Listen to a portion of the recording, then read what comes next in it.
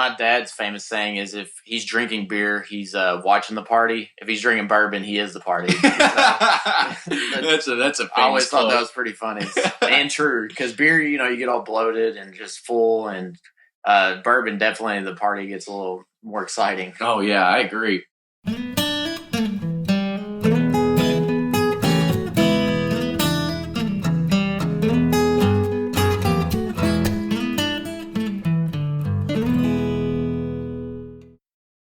From their bar to yours, Chad and Sarah of the popular YouTube channel It's Bourbon Night bring you their favorite at-home old-fashioned mix with the new Elemental Elixir's Golden Hour Syrup. It's a custom-made syrup with notes of bold black tea, warm spices, and orange zest. All you need is your favorite whiskey and ice. No bitters needed. One bottle makes 16 drinks, so that's only $1 a cocktail before you add your own whiskey. They can also be enjoyed in other cocktails or spirits, mocktails, coffee, tea, and anything you can think of.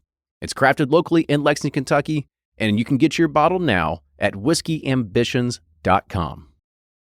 Play Whiskey Wednesday, Round 11, the memory game. Until June 26, each week you can win one of our 12 incredible grand prizes. Select 2 doors at checkout, and if they match on drawing night, you'll win that bottle. Not a match? No worries. You still score a Weller 12-year. Every $5 ticket gives you 5 chances to win, including 4 weekly bonus prizes. Get your tickets now at give270.org. Charitable Gaming License ORG 0002703.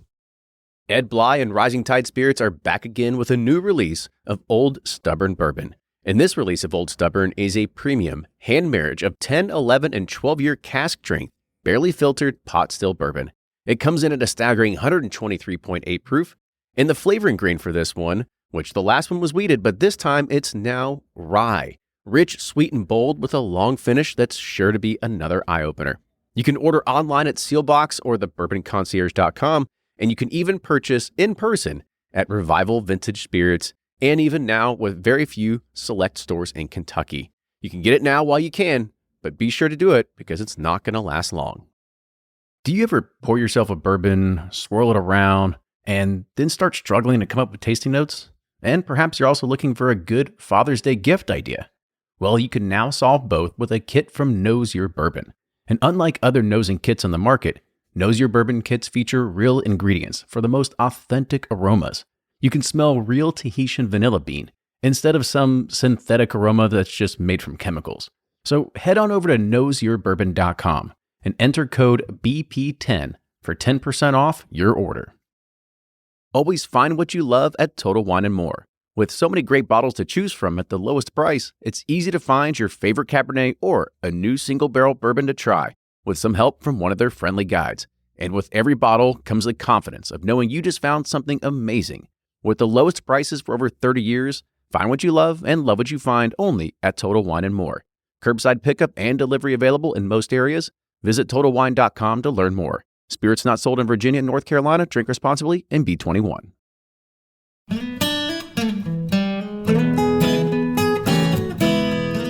Bringing to you the best stories from icons in the bourbon industry, it's Bourbon Pursuit.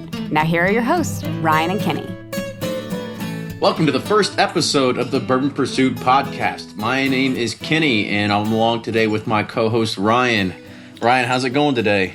Doing well, man. We've made it. We've officially recorded about 10 episodes, and now we're recording our first episode for the third time, so hopefully we get it right.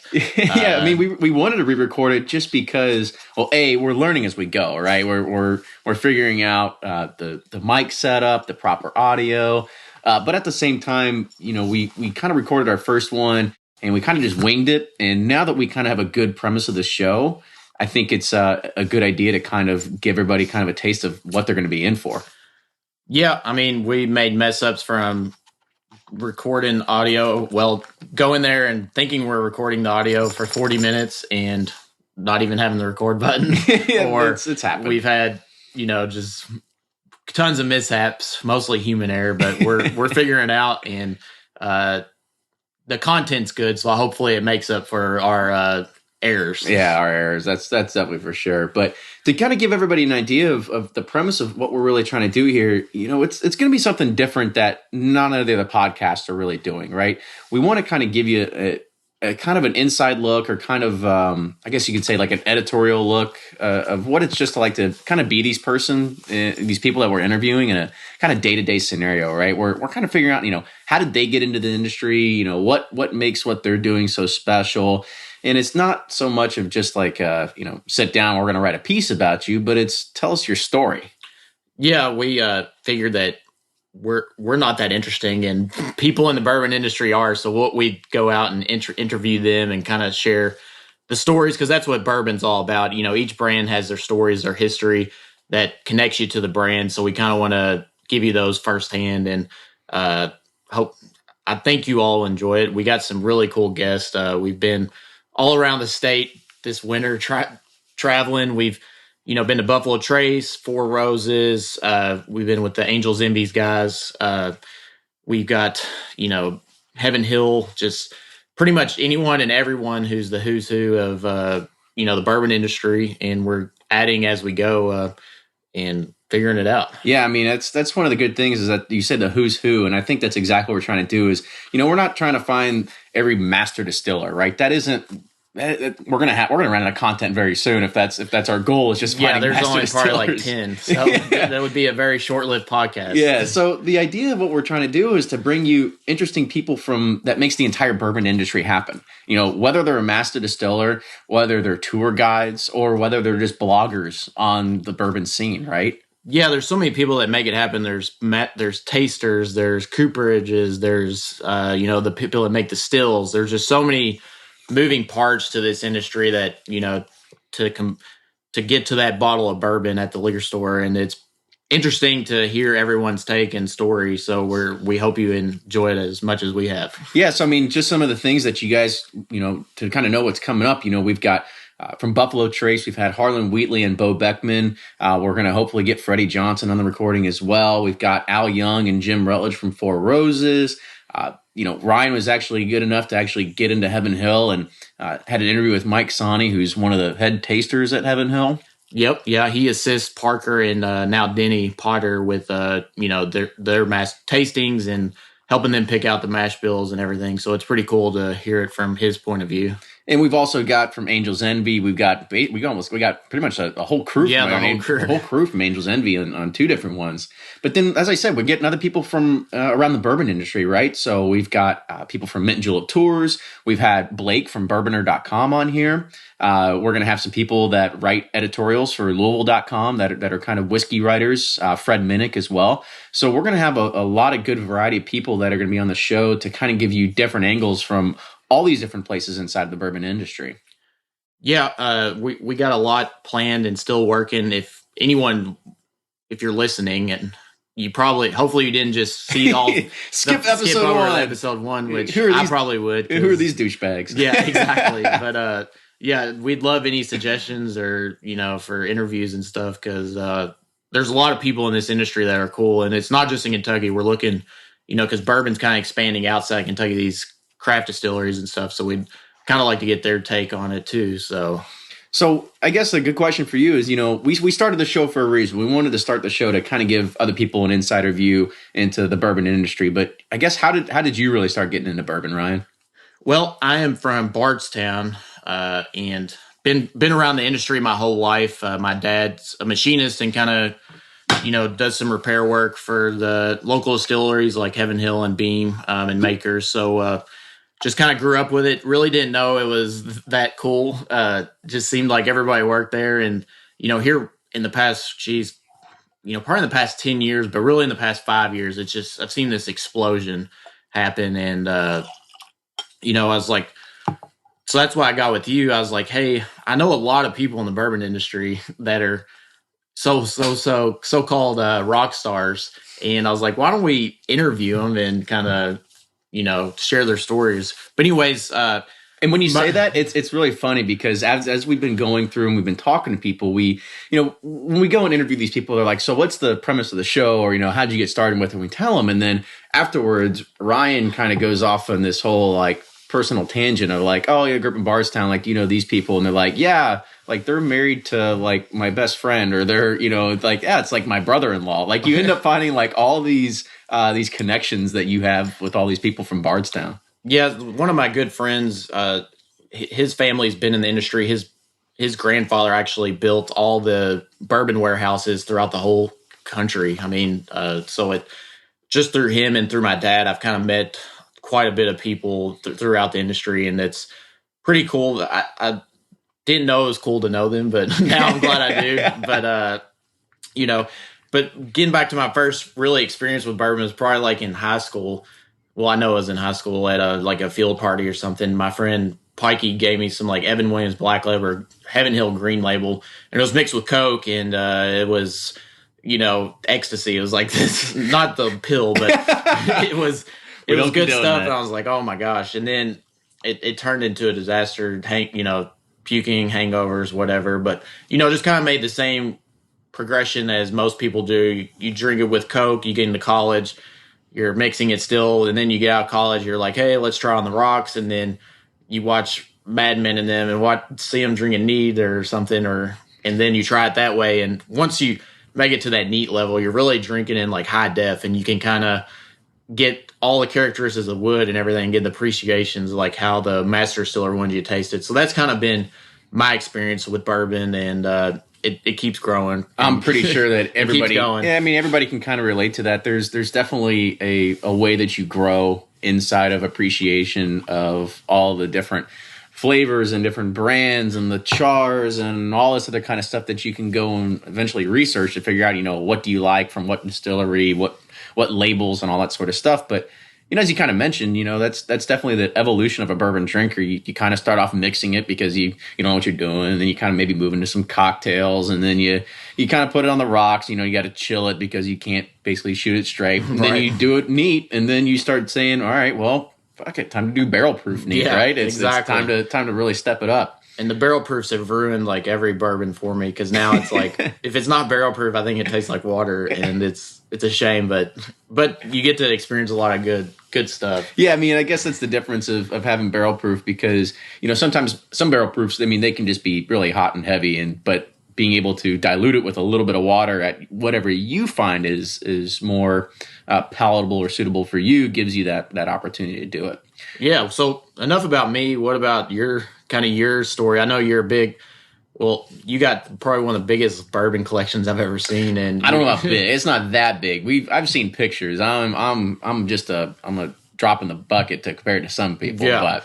But no. So I started getting into bourbon. I would say I could probably tell you the first time I tasted it. There was what should I say? It was so my dad, he used to keep a pretty good stock bar in our basement, and I would think I was in 8th grade at the time, and I had some buddies from the neighborhood, and we're like, all right, we're gonna go camping, and but we're gonna kind of do something a little bit different. So we go to my dad's basement, and we go and we take like idiots here. We grab like a water bottle, and we take a little bit out of every single bottle. Like it's bourbon, it's gin, it's whiskey, it's blue caraco, it's like, I don't know, all this just stuff, right? And we're drinking it, but that was like refilling the bottle with like water. Or exactly. And so we actually did that. So after a while, we're like, oh, this isn't looking good. These bottles are getting a little low. So we go and refill it with water. And gosh, it probably wasn't until 2 or 3 years later until my dad realized it. And he goes, you're such an idiot. Why didn't you just steal an entire bottle and I never even would have recognized or never would have known? So he kind of gave us that.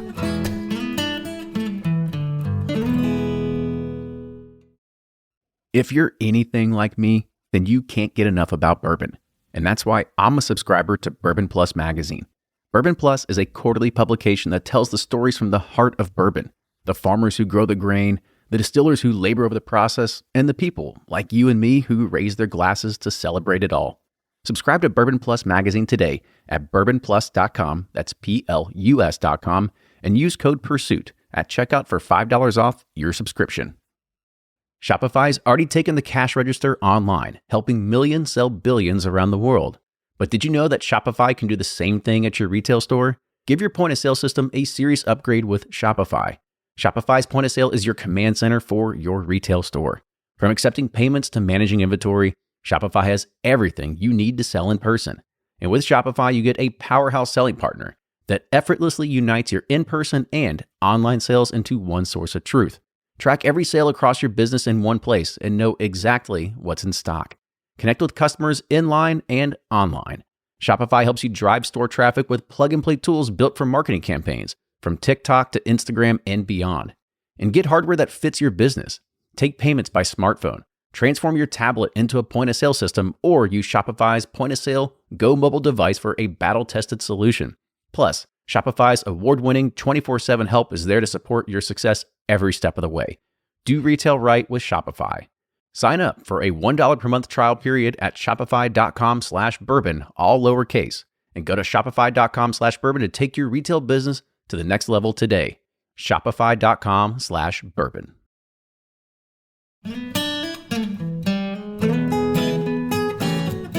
So really how I started getting back into bourbon, I guess for, really getting into it is probably back in college. I joined one of the, probably the biggest bourbon drinking fraternity on campus. And at the time it was for me, it was buying Natty Light, and it was, giving $10 to say, all right, go give me an 18 pack. But that quickly kind of turned around when we started throwing these parties that basically had bourbon and Coke everywhere.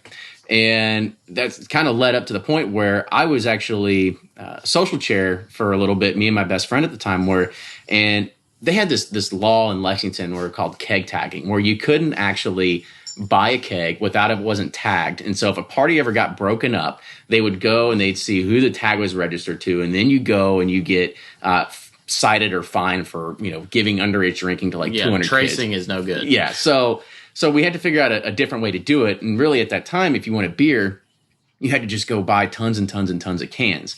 Well, we figured we could probably make this a little bit more interesting. So what we did is we can make these parties a little bit more sloppy. Yeah, maybe that's the best way to put it.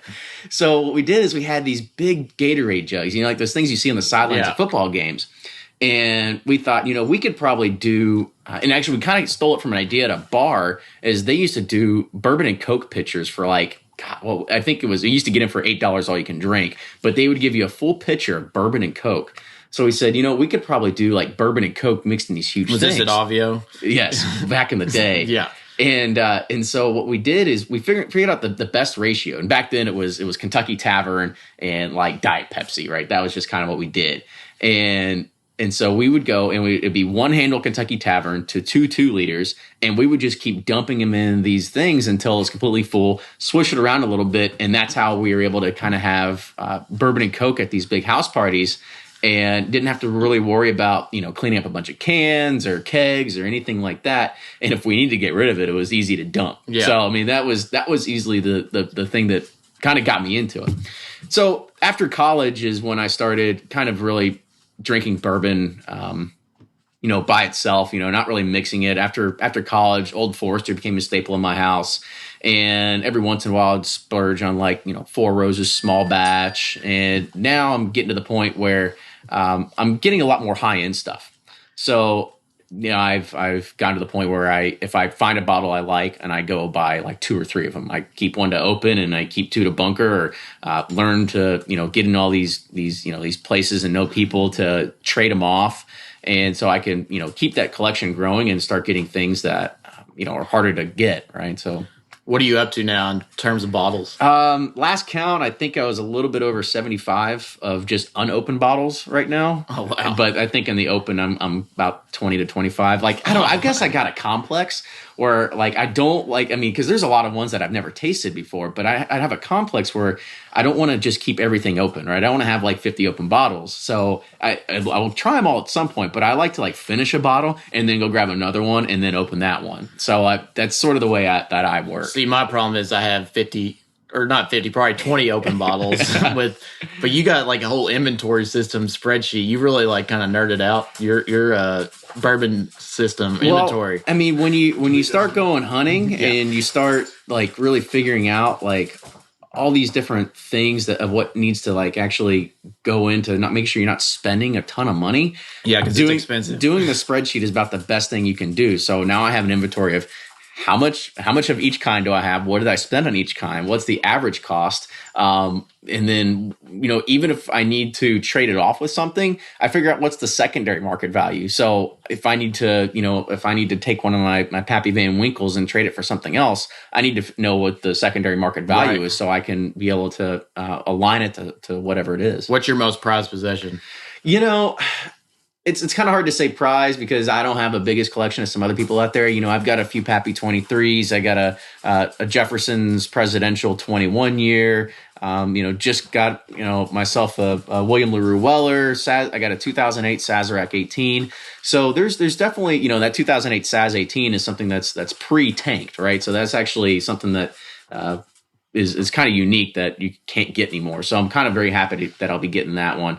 But like I said, it's the collection just keeps growing. But I really couldn't do it if it wasn't for like the hunting groups that really kind of started. I wanted to talk to you about that because you got me involved in this local hunting group, and I highly recommend this for people out there. But kind of talk about like what group you set up here, the Bourbon hunting group here in Louisville. Yeah, so it kind of started off, I would say, about a year and a half ago. It was I had this idea and I just kind of put it out on Facebook and I said, there's so much bourbon out there, and my ability to go to 10 stores in a day or whatever to go and hunt for all these is it's impossible, right? Because we have a real life. We have jobs. We do have jobs, right? Until this can become a full-time job, right? But doubt that'll ever happen. Anyway, so I said, there's my footprint just isn't big enough. So what's a better way to do this? And I ended up putting it out on Facebook, and I said, if anybody has this idea or wants to kind of join me, let me know. And so within the first week, I had probably 4 or 5 responses, and that's how it all first started. Basically, the premise is we get on Facebook Messenger. So Facebook Messenger allows us to have anywhere, I think, up to 20 to 40 people up onto a single messaging thread. And what we do is we basically go to liquor stores, whichever ones are closest to you. And if you see anything good, say oh, this is the price, here's a picture. Does anybody want one? And that was kind of the premise of it. But that sort of died pretty fast because, you've got to have a lot of trust because you're either spending, a couple $100s when you go to these places, and you can't. And if you're just with a group of some people and, I might know everybody, but you don't know everybody. And so, you're dropping a couple $100, and I don't want people to be in a bind to say oh, well, I'm backing out now. Right. Right. We didn't really want that to happen. And here in Louisville, bourbon's tough to come by. As much as people like to think, should I say bourbon's not tough to come by? The very high end, sort of the rare ones, the ones that always hit the shelves, they're gone within 24 hours to a week. Right. Yeah. Right. In episode, I think it's 3 or 4 with Mike Sonny, before we go to, we're trying to find Elijah Craig barrel proof. Kenny got a hot tip that was coming. So we stalked down the semi truck from Southern Wine Spirits, follow it to, the liquor barn on Fern Valley, wait for it to unload. And then they only had 3 bottles of, this. And so we got 2, obviously. Yeah. It's insane what you have to do around here to get these rare releases. It is. But what we found out is that when you go and you try to get these rare releases, is that the liquor stores only let you buy 1 bottle, right? So as much as we thought it'd be a good idea to say oh, go buy me 2 bottles or buy 4 at a time, it's just not possible. So now it's actually turned to the point where it's grown over the past year and a half. I think we have a little bit over 20 people in it, and so everybody goes to a liquor store, and if they find something, they take a picture of it, or they let everybody know through the thread, and they say there's we'll just throw something out there. There's a 4 Roses small batch limited edition at Liquor Barn. They've got 4 more left. First people to get here, get them. Right. So that's basically you kind of get the flare in the air. And it's kind of the first people to get there, get it. But I guess it's a tip or a hotline is really what it is for everybody. When something's hitting the shelves, because my freaking phone, the notifications go off. There's 10 messages in a row. Well, your 12's hitting the shelves, and you're holy cow, I'm busy, or I'm in another state. Crap, can somebody give me one? But like you said, it's hard because you can only get 1 per person, so you got to send the wife in to help your buddy out or whatever. But it's worked out amazingly well just because everybody, we don't do it to, go out and basically rummage all the stores and keep it for ourselves and sell them for aftermarket prices. That's not what it's about. Yeah, right? I drink them. It's about giving opportunity to people that want to get them a chance to get them, right? because, we're definitely in all this together to try to get everybody as much bourbon as we can so we can all enjoy it. And not to sit there and make money off of it. That's definitely not what the purpose is, and I don't condone that whatsoever. It's an opportunity for everybody to get a chance to be able to get rare bourbons and be able to enjoy them and not have to be stuck, paying aftermarket prices for some of that stuff. Yeah, that's cool. I highly recommend everyone to do that in your like local town or city. It definitely helps, you get to find some stuff without. It's pretty viral Searching every day. It's Yeah, pretty now viral, I rely on it. Like how it's spread. It's funny. I talked to some of the people through private message on there, and he was like, I never checked Facebook for like maybe once, like every few days, and now I get messages like every other day or a couple times a day trying to tell me to go out and buy stuff, right? And especially in the fall, the fall is when you need it the most because there's so many releases that are happening, and it's good to have multiple ears on the street to kind of listen for you. Yeah, and I got friends who aren't on Facebook who want to be in these groups, but like they're like, I don't want to be a part of Facebook, but I want to get the notifications, and I'm like, well, too bad. Well, the Facebook Messenger allows you to be able to kind of have almost like a text messaging group, but that text messaging group, it can get out of hand really fast because you're not going to have everybody's number. Not everybody's going to be on iMessage, so nobody's going to know who it is. Where at least with Facebook, it tells you the name and the picture and stuff, so you kind of know who you're dealing with. Exactly. So it kind of removes that anonymity factor, if you will. But at the same time, the hunting groups have led to some pretty good friendships within there. After the fall rush or whatever, we all ended up meeting and doing a bourbon tasting at one of our friends' house. So we kind of were able to enjoy the fruits of our labor with everybody there. Yeah, tastings I've been kind of experimenting myself with a small group of friends with tasting. It's pretty cool because you can get like the really high end bourbons, throw in some cheaper ones, and kind of see how it works out. And it's funny, for the most part, the higher ends kind of win, but sometimes the cheap ones end up at the top and the higher ends are at the bottom. Like we had it's hard to call something cheap, right? Well, cheap, yeah. It's hard. I wouldn't say cheap. Well, I'd say cheap, like $15 to $20 a bottle. There we go. Versus there we go. $90 to $100. But we had, for instance, an Evan Williams 1783 and the Lost Prophet in there, and the Evan Williams 1783 came in second out of 8 bourbons, and the Lost Prophet came in last. Really? Out of them. And so it's just interesting because that's like around a $90 versus a $15 bottle. So, and taste is always going to be subjective, right? Exactly. I mean, that's what we found, which was really unique in our tasting. I think we had close to 40 or 50 different bottles during this tasting, right? There were so many because we kind of told everybody to bring 2 if they could, so we have a little bit more variety. Come to find out, we all probably could have brought really rare and high-end bottles because you only take like maybe at most like 2 to 3 like maybe shots. So maybe 4 or 5 ounces what actually gets taken out of the bottle because if you're trying to drink or trying to taste 20 different bourbons, yeah, you're gonna get shit faced. Well, the amount that you're going to take is very, very little, right? And so you can spread that amongst a lot of people, so you can actually share a lot of those good bourbons. But one of the cool things that happened at the tasting was, we threw in some random ones, right? So we had like a group of 5, and we threw in one kind of everyday bourbon that you can get on the shelves, and we threw in Larceny for one of them. And Larceny surprisingly came up pretty high on a lot of people's lists. Yeah, Larceny's that I would think that would, because it's like a wheated bourbon. It's really sweet and kind of easy on the palate. So I'm not surprised that if you have it in there with some barrel proof, some people might think it's too hot or something. Larceny's real easy and smooth going. Mm-hmm. And that's what there's always, you have kind of idea, like, do you want to put like all rye in a tasting? You want to do all barrel proofs in a tasting? We didn't really do that. We just said, we're just going to mix them up, and kind of like whatever you think is good is going to be good. But it's definitely hard to like drink a barrel proof and then go to something that's 90 proof. And then you're like, well, this is water. Well, you're like, this is night and day. Like it's too easy to tell the difference.